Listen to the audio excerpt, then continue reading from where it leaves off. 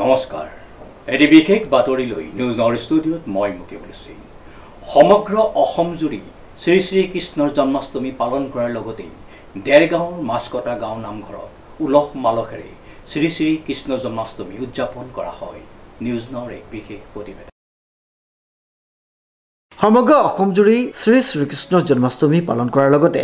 দেৰগাঁৱৰ মাছকটা গাঁৱৰ নামঘৰত উলহ মালহেৰে শ্ৰী শ্ৰী কৃষ্ণৰ জন্মাষ্টমী উদযাপন কৰা হয়। আজি অনন্ত কোটি ব্ৰহ্মাণ্ডৰ গৰাকী ভগৱন্তৰ জন্মদিন সমগ্ৰ ভাৰতবৰ্ষতে পালন কৰা হৈছে আৰু মাছকটা গাঁৱতো পৰম্পৰা অনুসৰি আমাৰ পূৰ্বপুৰুষৰ পৰা যি এই অনুষ্ঠান আমি পালন কৰি আহিছে আজিও সেই পৰম্পৰা অনুসৰি আমাৰ নামঘৰত আমি সকলো ৰাইজ একত্ৰিত হৈ এই ভগৱন্তৰ জন্মদিনটো আমি পালন কৰিছোঁ জন্মাষ্টমী হিচাপে আৰু সেই উপলক্ষে আমি দিনজোৰা কাৰ্যসূচীৰে দিনৰ ভাগৰ পৰা আমি এতিয়ালৈকে বৰ্ণাঢ্য কাৰ্যসূচীয়ে বুলি ক'ব পাৰি বৰ্ণাঢ্য কাৰ্যসূচীৰে আমি এই অনুষ্ঠান আমি পালন কৰিছোঁ নাম প্ৰসংগ পাঠ আৰু দিহানাম কৃষ্ণ নামৰ পৰা আদি কৰি সকলো কৰি থকা হৈছে আৰু এই অনুষ্ঠানত আমাৰ বিশেষকৈ গাঁৱৰ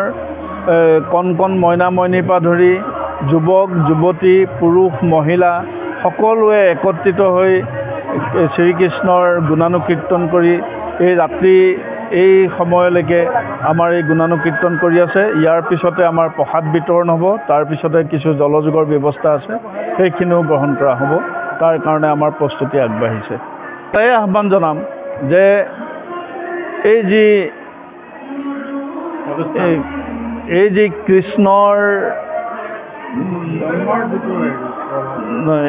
কৃষ্ণৰ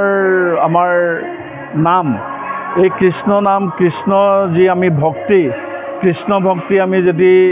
সকলোৱে যদি আমি এই কৃষ্ণ ভক্তিত আমি যদি সকলো লীন হৈ থাকোঁ তেতিয়াহ'লে আমাৰ সকলো ফালৰ পৰা আমাৰ মংগল হ'ব বুলি আমাৰ এটা বিশ্বাস আছে আৰু সমাজখন এই যি সমাজৰ যি বিশৃংখল সেই বিশৃংখলতা নাইকিয়া হ'ব বুলি আমাৰ এটা বিশ্বাস আছে আমি এই সমাজৰ কাৰণে এইটোৱে বাৰ্তা দিম যে সকলোৱে এই কৃষ্ণ ভক্তি কৰাটো প্ৰয়োজন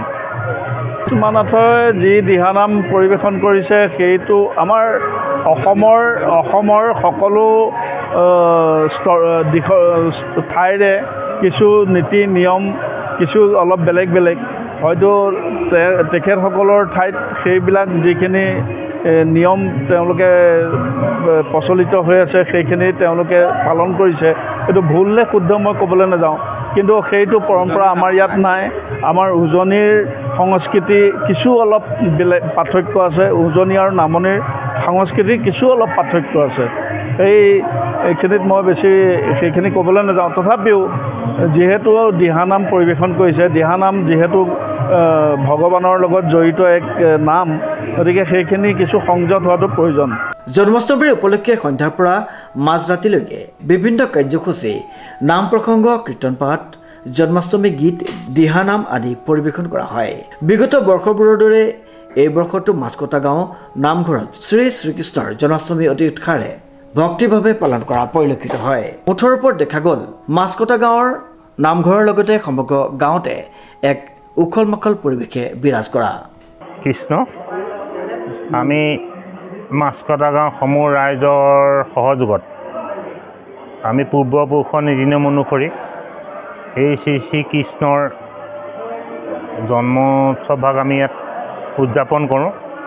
আগৰ যেনেদৰে পালন কৰিছিলে এইবাৰো আমি ৰাইজৰ সহযোগত পালন কৰিবলৈ আগবাঢ়িছোঁ ইতিমধ্যে আমাৰ আজি কামখিনি চলি আছে এনেকৈ চলাই আছোঁ আৰু আচলতে আমি ভাবিছিলোঁ যে আমিতো ইতিমধ্যে শ্ৰী শ্ৰীকৃষ্ণৰ সেৱা কৰিয়ে আছোঁ আমি ভাবিছোঁ আমাৰ পিছৰ জন্মৰ কণ ল'ৰা ছোৱালীসকলে হওক বা কিবা এটা আমাৰ পৰা আদৰ্শ লওক সেই অনুভৱ কৰিয়ে আমি আজি আমাৰ নৱপ্ৰজন্মৰ প্ৰতি সহায় জনাই আমি আজি তেওঁলোকৰ মাজতে কৃষ্ণৰ নাম কীৰ্তন কৰা এটা সুবিধা দিছিলোঁ তাৰ লগতে আমাৰ স্থানীয় আমাৰ সকলোৱে পৰিচিত আমাৰ পাৰ্থ ভকতীয়া তেখেত বায়নৰ বিখ্যাত তেখেতকো আমন্ত্ৰণ কৰি আনিছিলোঁ সেইসকলক অনুপ্ৰেৰণা যোগাবৰ উদ্দেশ্যে সেইদৰে আমাৰ আজি অনুষ্ঠানভাগ অনুষ্ঠিত কৰা হৈছে আমি যদি সকলো ৰাইজৰ সহায় সহযোগ থাকে তেতিয়াহ'লে আমি আগন্তুক বৰ্ষক ইয়াতকৈ অকণমান উন্নত কৰিবলৈ আমি চেষ্টা কৰিম বুলি প্ৰচেষ্টা হাতত লৈছোঁ নৱজ্যোতি ভৰালীৰ ৰিপৰ্ট নিউজ নাও।